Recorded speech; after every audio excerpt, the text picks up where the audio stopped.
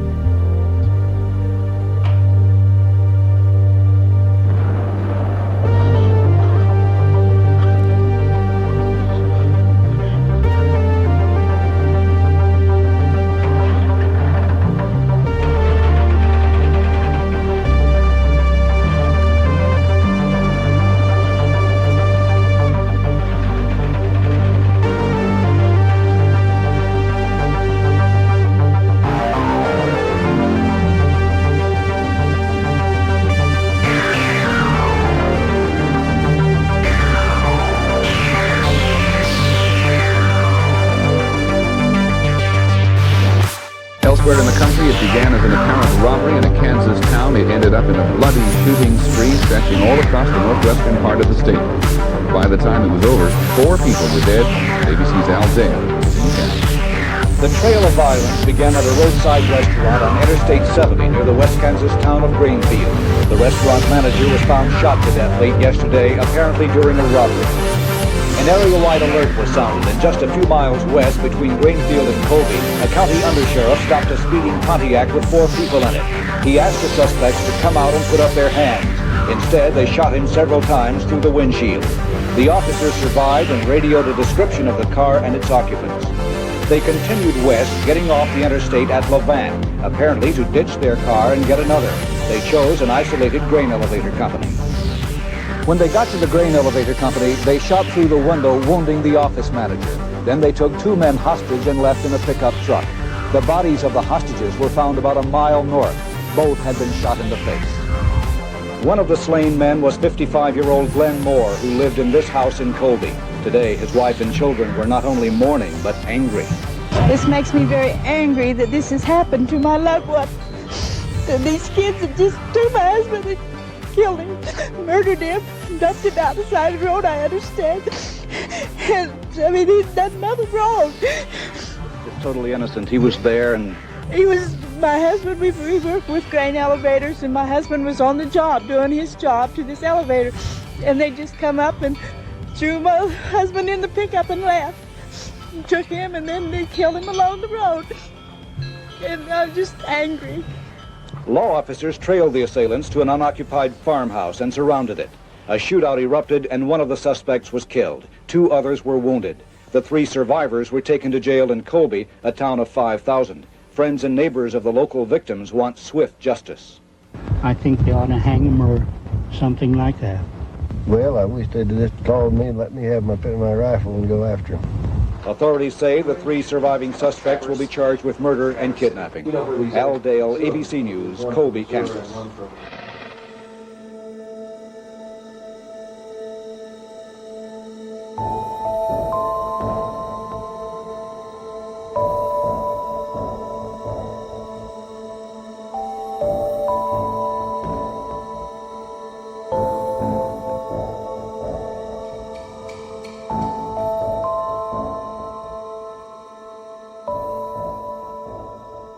Death Rides the Highway, Part 2, Chapter 9, The Stockholm Syndrome.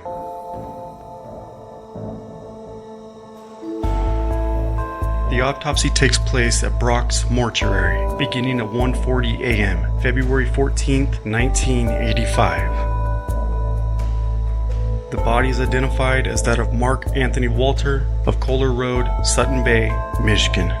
Date of birth, August 16th, 1966. The body is clothed in a purple outer jacket, a white patterned shirt, t-shirt, blue Wrangler brand corduroy jeans, gray socks, and brown shoes. The head includes a defect of the right scalp and right parietal region with complete avulsion of the bone and scalp within 22 by 18 centimeter span, which approximates a V pattern, with the tip of the V anterior over the right nasal bone and fans out in the right posterior skull. The brain is submitted in several plastic sacks along with a mixture of snow, grass, straw, stone pebbles, and blood clot. There is extensive hemorrhage throughout the torn right cerebral brain fragments. Gross anatomic summary. The principal findings relate to the gunshot wound to the head. The entrance was in the right forehead region, and the exit wound was in the right occipital region. The skull was fragmented in the right half of the brain.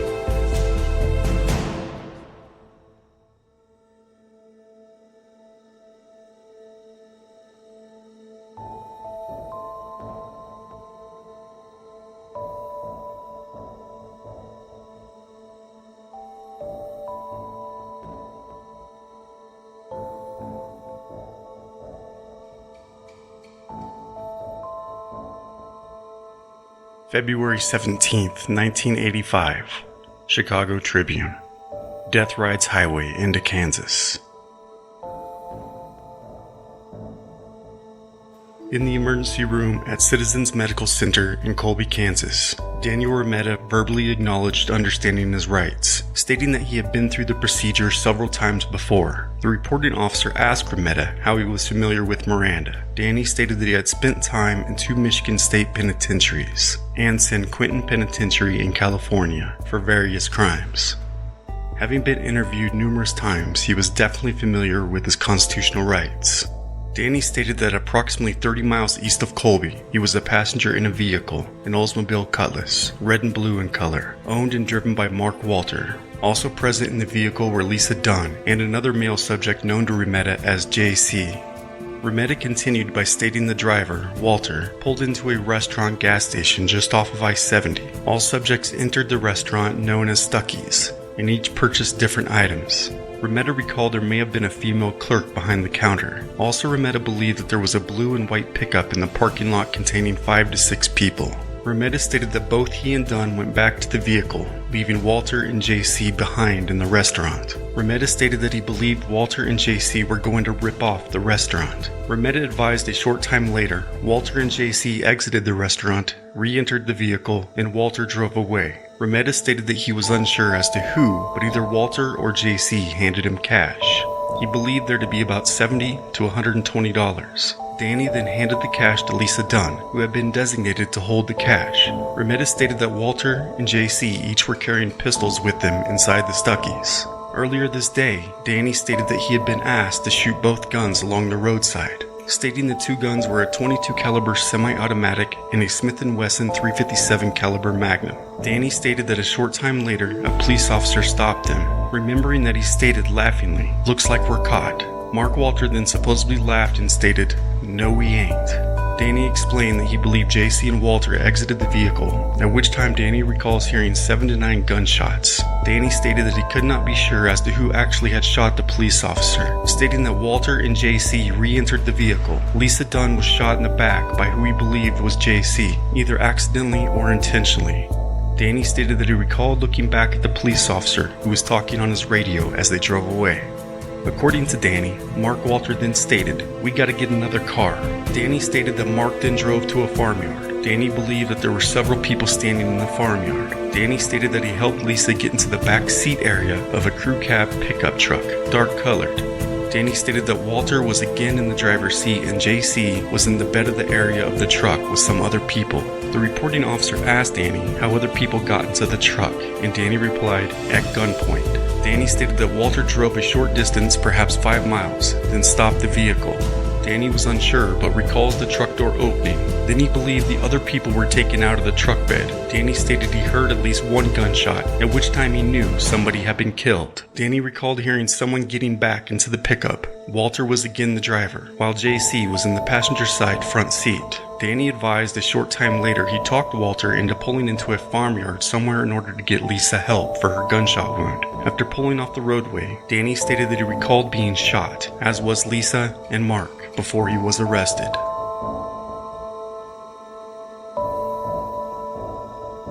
February 18, 1995, Wisconsin State Journal. Kansas carnage came by way of sewer pipe.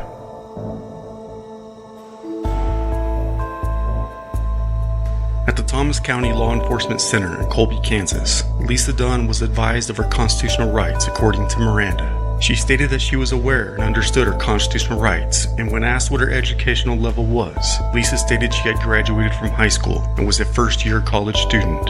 The reporting officer asked Lisa to begin after she and her companions had entered the state of Kansas. Lisa stated she believed they, meaning Mark Walter, Danny Remetta, and herself, had entered Kansas on February 12, 1985, staying in Wichita at a motel with a yellow sign, perhaps a Scotsman Inn. Lisa stated that JC was not present at this time.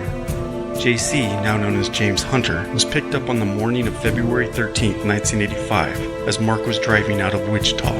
Lisa stated she believed Mark and Hunter had prearranged the meeting the night before Hunter was picked up. According to Lisa, Hunter was picked up at an overpass in the Wichita area. Lisa stated she did not recall much conversation taking place between any of the occupants in the vehicle. When the responding officer asked Lisa to describe the vehicle all were traveling in, Lisa stated she believed it was around a 1970 Buick or Oldsmobile. Lisa stated the vehicle was blue and red and had bucket seats. Lisa advised she believed they traveled through Salina, Kansas, then went westward toward Colorado on I-70. Further, she stated that at a roadside restaurant, Stuckey's, Walter pulled into the parking area. Lisa stated all got out of the vehicle and entered the Stuckey's. Lisa stated she believed they got gas also at Stuckey's. She further stated that she did not know in advance that anyone had planned to rob the Stuckey's. She stated she purchased several rolls of lifesavers at the Stuckey's, and after the purchase, she and Danny exited the Stuckey's and returned to the vehicle. She stated that it was at this point she believes that Mark Walter and Hunter were going to steal something from the Stuckey's. Lisa said she believed that there was a pickup also in the parking lot containing a man, a woman, and children. Lisa stated that Walter and Hunter returned to the vehicle and that Mark Walter drove away.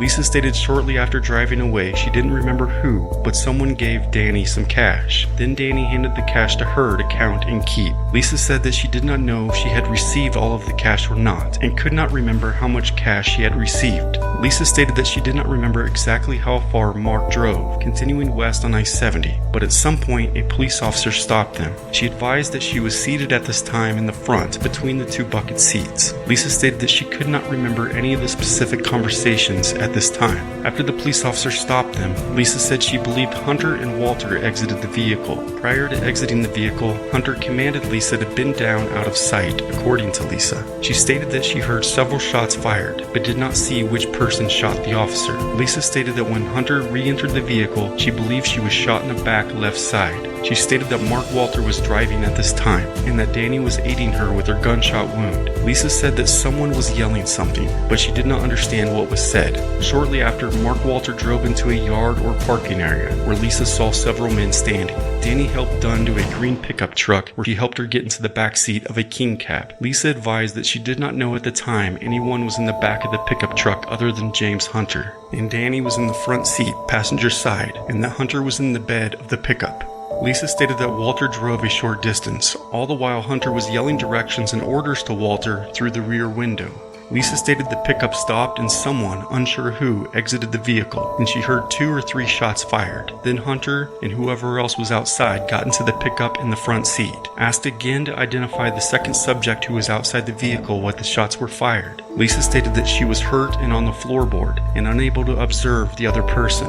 Lisa stated that it was at this time she believed that there were other people or hostages in the back of the pickup, which had just been shot. Lisa stated Walter continued to drive on dirt roads very fast until he swerved into a farmyard. She stated that she does not know who exited first.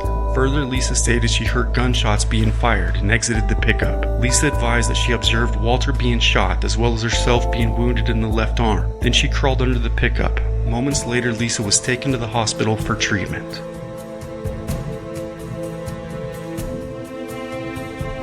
April 28, 1995. The Wichita Eagle. Remetta desired death in shootout.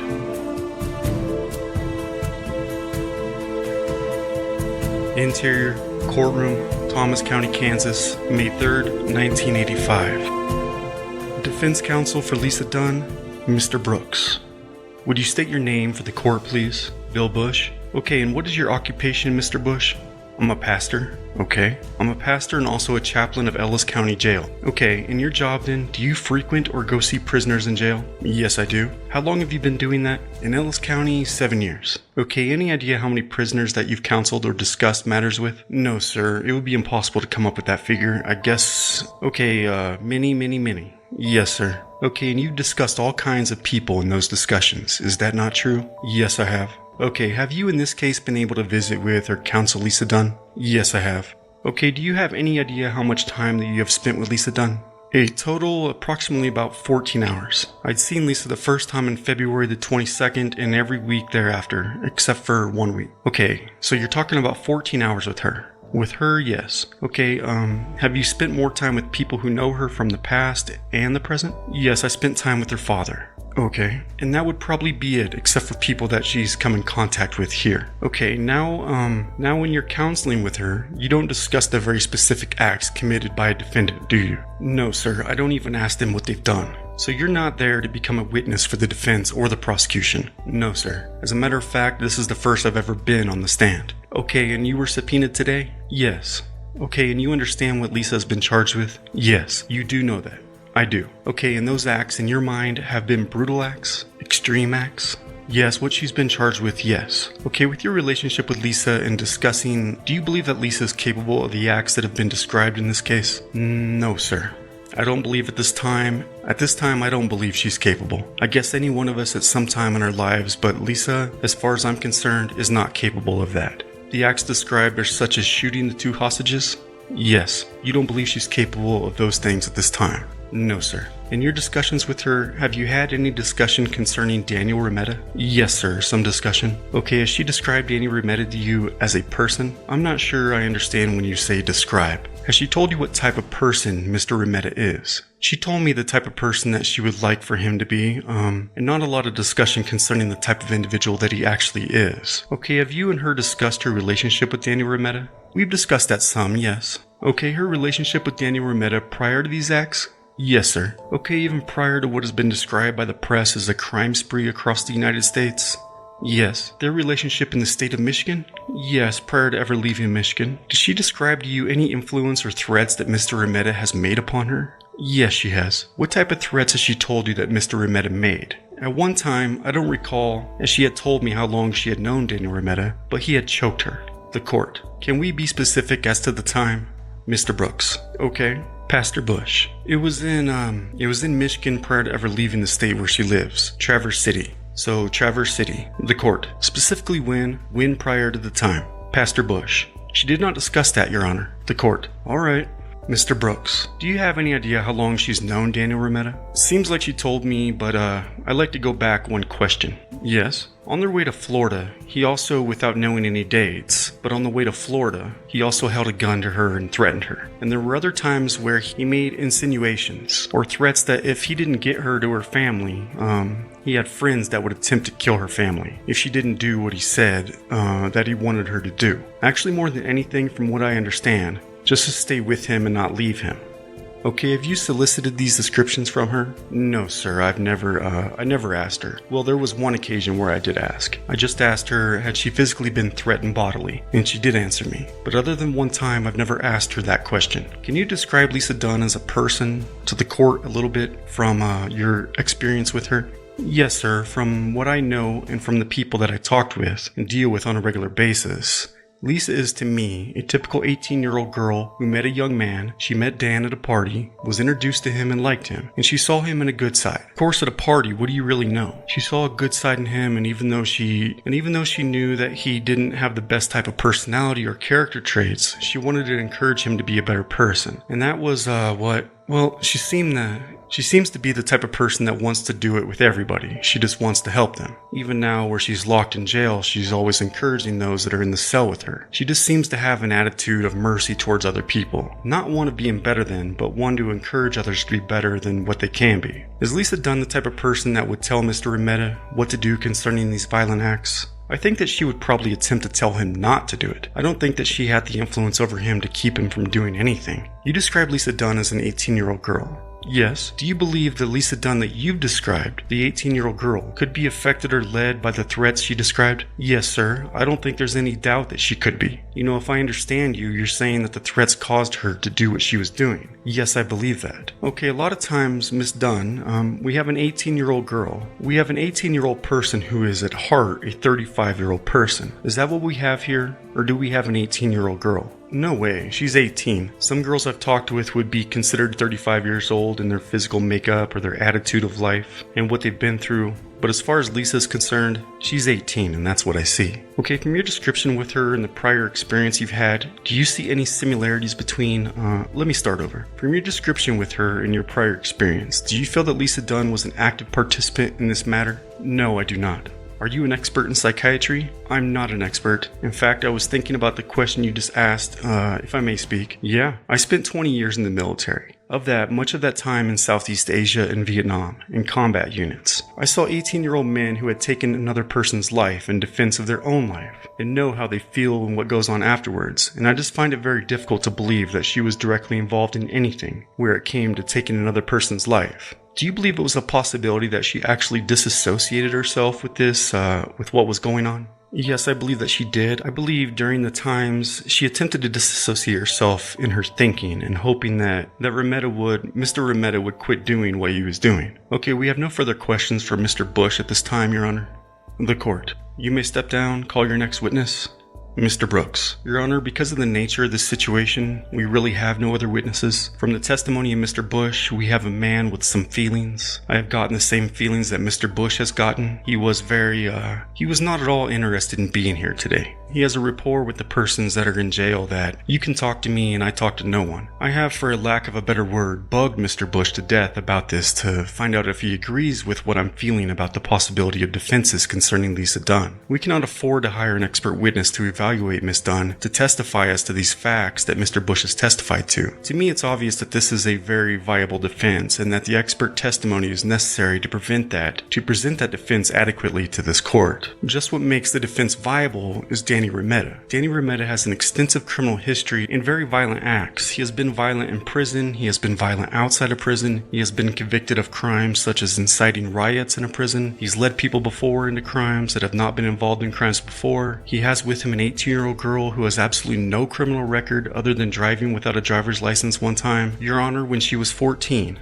I think I've said before that people don't turn black to white or white to black. There's something in there that changes that, and I believe that Daniel Remetta was that influence. The other thing that proves that these threats were there is Daniel Remetta's own admissions, Your Honor. Granted, a lot of evidence that we have to present is hearsay. It's not qualified by an expert, but Mr. Remetta has been on TV, been in the newspaper, been on the radio, and he has admitted these crimes. He has admitted that he threatened Lisa Dunn. He has admitted that he played Russian roulette with her. He has admitted that when she contemplated escape or leaving him, he advised her that her family would be in danger, or other innocent parties. He has stated many times that he has threatened to kill her. Many times. Because of lack of funds, I have went to the telephone and again hearsay evidence. I've talked to some of the experts in this field. I've talked with Dr. Wayne Hill, a Michigan psychologist who has prior experience in this field. He was a police officer for years turned psychologist. He has experience with this type of case. And he also has a unique asset that most of us don't have. He knows Daniel Remetta very well.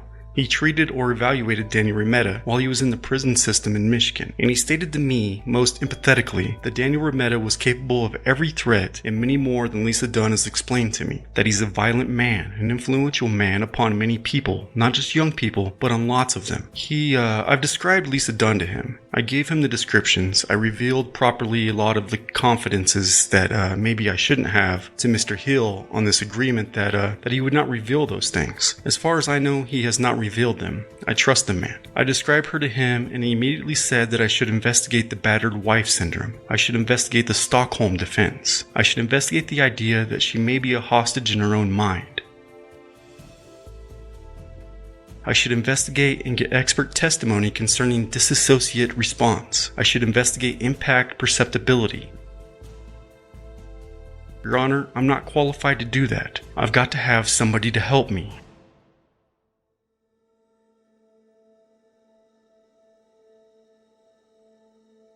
I talked with Dr. William Logan of the Menninger Foundation, trying to get someone qualified to do this at the lowest price possible. Dr. William Logan is a forensic psychiatrist. After I discussed and gave him basically the same information that I had given Dr. Hill, he asked for time to confer with his associates. I was asking both that he give me his opinion and that he give me consideration whether he would do the job if I got permission from the court to hire him. He explained to me that he thought it was not only a viable defense from the description that I had given him, but not a positive positive defense, but a very, very likely defense. He is most strongly concerned with the battered wife syndrome and disassociate response. The idea that Lisa Dunn wasn't there mentally. She was there physically, but she actually, I can't use the words he did. He's a psychiatrist. He used different words than we do. But he was describing to me that he feels that she may have blocked out the whole situation because of the threats. And Your Honor, I believe these are important because she's charged with many specific intent crimes, but most specifically, she's charged with aiding and abetting. And I don't care if there's any intent in a crime or not. The court knows you must have intent to aid and abet. You must intend to assist, intend to help the crime succeed, not just simply to be present. Now, I've had months to prepare for 2 weeks trial. We've set this very quickly, but the state says it costs too much. And I cannot see any fairness in the matter if the state has no problem with hiring a prosecutor from Topeka to come here and certainly probably already has 1,000 or 2,000 or 3,000 in this case. And then the court denies my client, $1,800 for expert services. Next, the state argues, well, it wouldn't be admissible anyway. That's absurd, Your Honor. I cannot believe this court will believe that you would prevent my client from getting on the stand and saying he threatened me. There's nothing admissible about any of that evidence, and her evaluation in the matter would certainly be admissible. Intent, again, is the major element in this crime. I want to point out the mental state is essential in this matter. Expert testimony used to prove the mental state of hostages, prisoners, and others under life-threatening conditions are certainly admissible, Your Honor. Our defense is what we've described here today, Your Honor. We are not compelled to complete crimes. We're compelled to be present. There's a difference.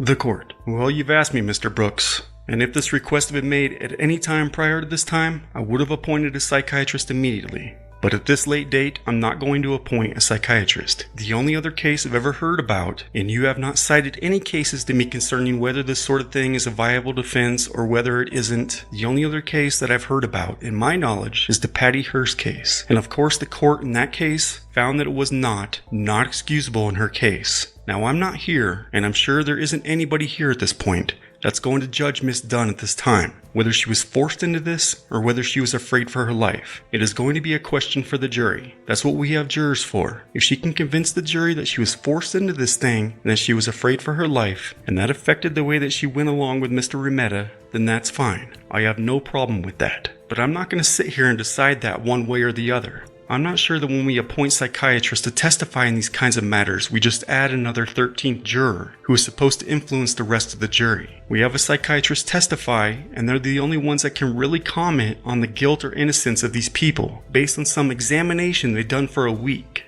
So at any rate, your request for appointment of a psychiatrist will be denied at this time. Anything further?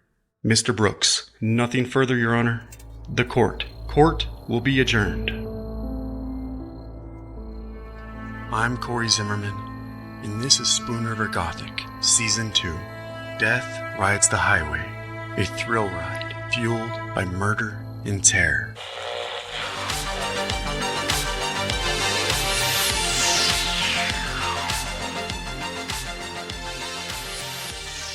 Think, feel, and understand the world around you with Spoon River Gothic Podcast, because we go where the others don't. We dive deeper. And if you like what you hear, please leave us a 5-star review on Spotify, Apple Podcasts, or wherever you listen. It means more than you know in this cutthroat world. And until next time, keep a vigilant eye over your shoulder, because there's always more to the story.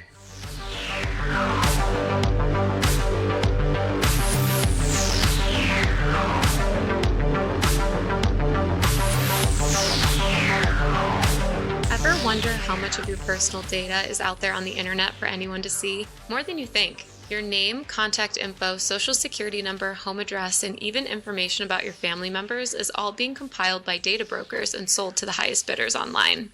That means anyone on the web, criminal or investigator, can get your private details, which, as true crime enthusiasts know all too well, increases your risk of identity theft, phishing scams, harassment, stalking, and unwanted phone calls. As a podcast that exists publicly and shares our opinions online, we are hyper aware of safety and security, and all this data being so easily searchable on the internet can have real-life consequences. This is why Spoon River Gothic is proud to partner with Delete Me, the #1 service in online data removal. Delete Me finds and removes any information you don't want online and makes sure it stays off. Their dedicated team finds and removes your personal info from the largest people search databases and helps prevent potential ID theft, doxing, stalking, and phishing scams in the process. That's why I personally recommend Delete Me for protecting yourself and your personal information. Sign up at joindeleteme.com/spoonriver and provide Delete Me with exactly what information you want deleted, and their experts will take it from there.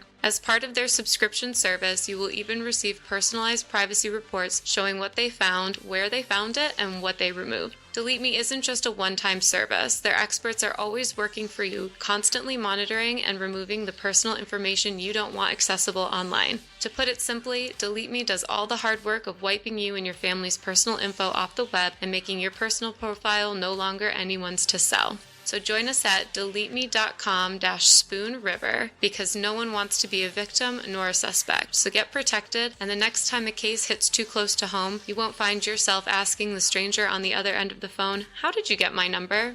Go to joindeleteme.com/spoonriver and get started today.